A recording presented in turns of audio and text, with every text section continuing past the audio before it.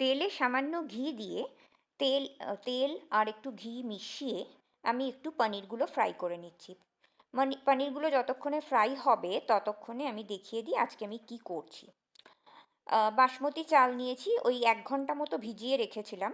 আর তার মধ্যে তোমার গাজর, বিনস, মটরশুঁটি, কাজু বাদাম, কিশমিশ দিয়ে একবারে ভাতটাকে করে নিয়েছি। অবশ্যই জলের মধ্যে কিন্তু তেজপাতা আর গোটা গরম মশলা দিয়েছিলাম, আর নুন দিয়ে দিয়েছিলাম।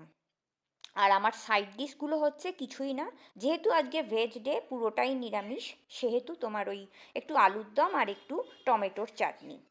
তো গ্যাসটা মোটামুটি পনির ভাজার পর বন্ধ করে দিয়েছি। এবার এর মধ্যে দেব ঘি। ভাতটা তো রেডি করাই আছে, তো এবার ঘি দিয়ে এইটাকে একটু নাড়িয়ে চাড়িয়ে নেব। তো ঘিটাকে একটু গলিয়ে নেব, ওই গ্যাসটা ততক্ষণেই একটু জ্বালিয়েছি। ঘিটা গলে গেলে কিন্তু গ্যাসটাকে এবার বন্ধ করে দেবো। এইবার যেটা করব সেটা হচ্ছে হাফ ভাত প্রথমে এই ঘিয়ের মধ্যে ছড়িয়ে দেবো, দিয়ে ওপর থেকে পনির যেগুলো ভেজে রেখেছি হাফ দিয়ে দেবো।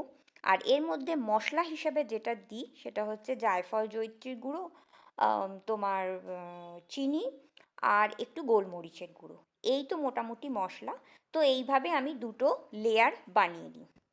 আর একটু চিনি অবশ্যই, যেহেতু ফ্রাইড রাইস একটু তো মিষ্টি মিষ্টি হবেই। আর তারপরে বাদবাকি যে ভাতটা ছিল সেটাকেও একটুখানি একদম কেচে কুচে দিয়ে দেবো।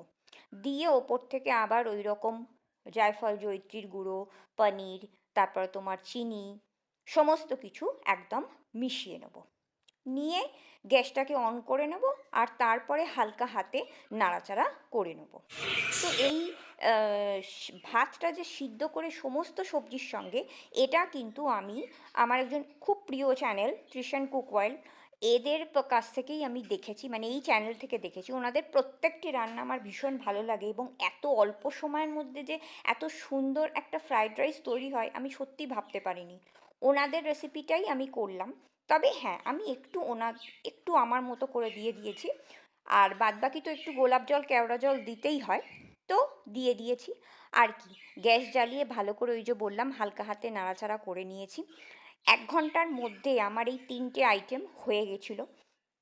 ভীষণ সহজে এই রান্নাটা হয়ে গিয়েছিল, এবং ওনাদের চ্যানেলকে অসংখ্য ধন্যবাদ যে এরকম একটা টিপস দেবার জন্য। খেতে তো জাস্ট ফাটাফাটি হয়েছে, গন্ধ তো করছে।